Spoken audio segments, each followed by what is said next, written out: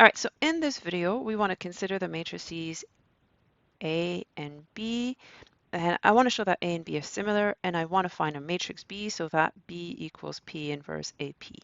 Notice that we already know this matrix. It was the first example we covered. So we know that PA of X is X squared minus 1, and we know that its eigenvectors,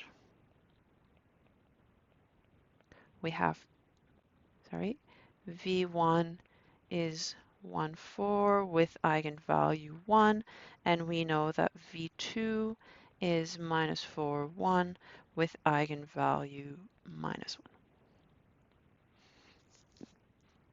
All right, so this matrix is diagonalizable.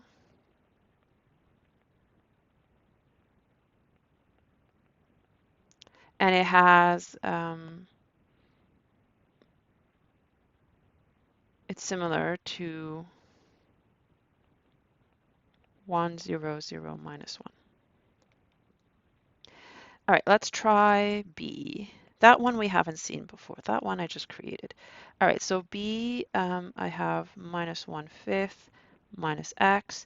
I have 12/5, 2/5, 1/5 minus X.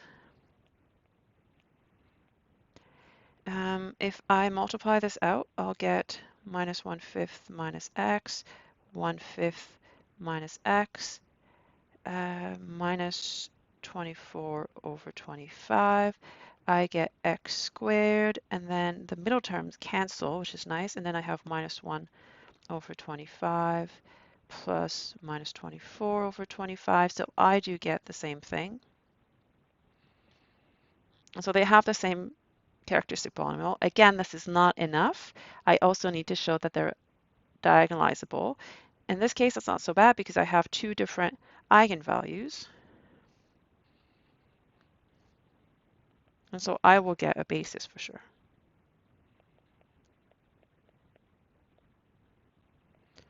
But let's find an eigenvector anyways, because I'll need one in B. So here, A minus I, that's going to give you minus 6/5, 12/5, 2/5, and then minus 4/5. That will reduce to 1, minus a third, 0, 0. So my first eigenvector, I'll take it to be,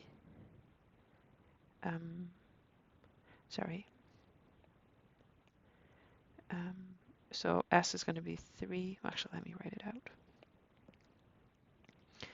I'm going to get 1/3, 1s, and so my first eigenvector, let's call it W like we had in the proposition, that will be 1, 3.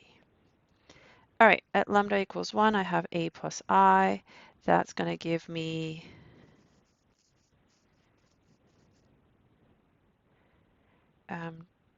that's B.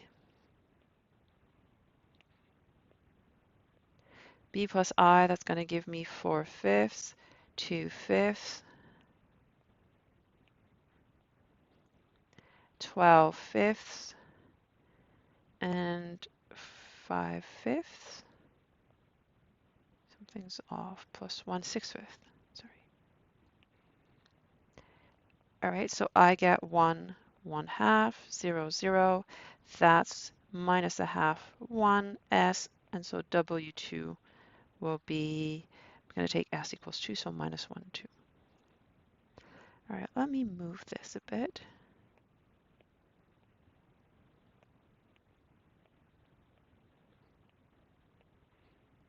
All right, so at this point, I have an eigenvector basis for A, I have an eigenvector basis for B, and I have the same characteristic polynomial.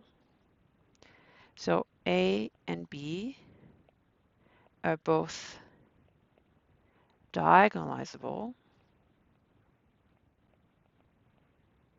and the characteristic polynomial of A is the same as the characteristic polynomial of B.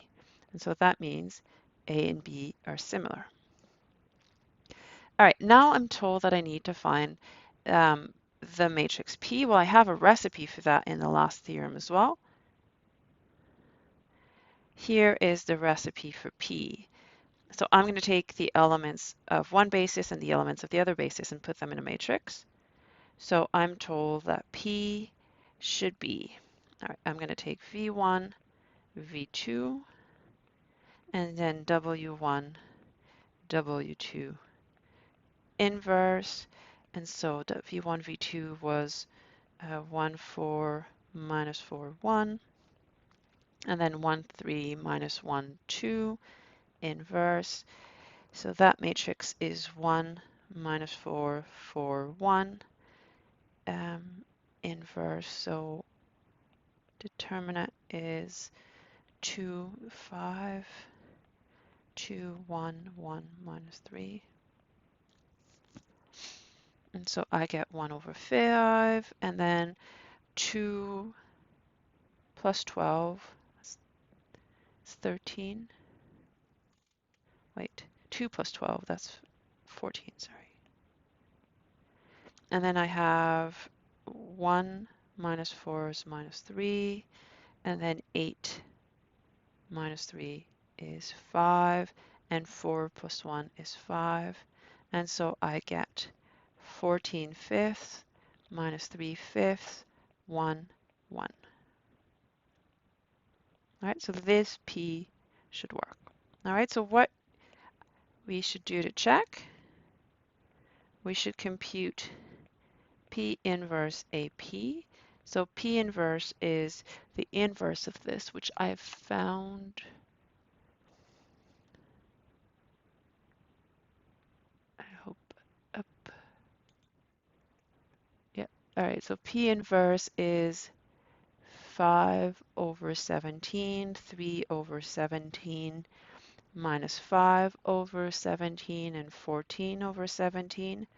Then A, that was the starting one, that's minus 15 over 17, 8 over 17, 8 over 17, 15 over 17.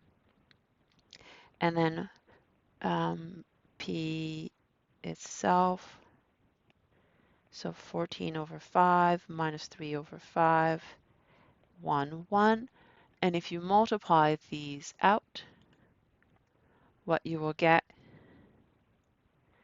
I just did it, so, well, Maple just did it for me. I get minus 1/5, 2/5, 12/5, and 1/5. I get B.